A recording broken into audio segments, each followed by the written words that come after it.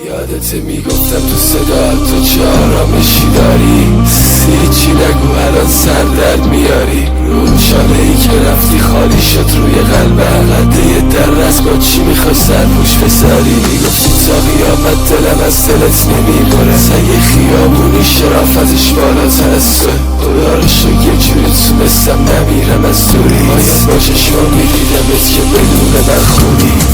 از همون بیشتر فکرم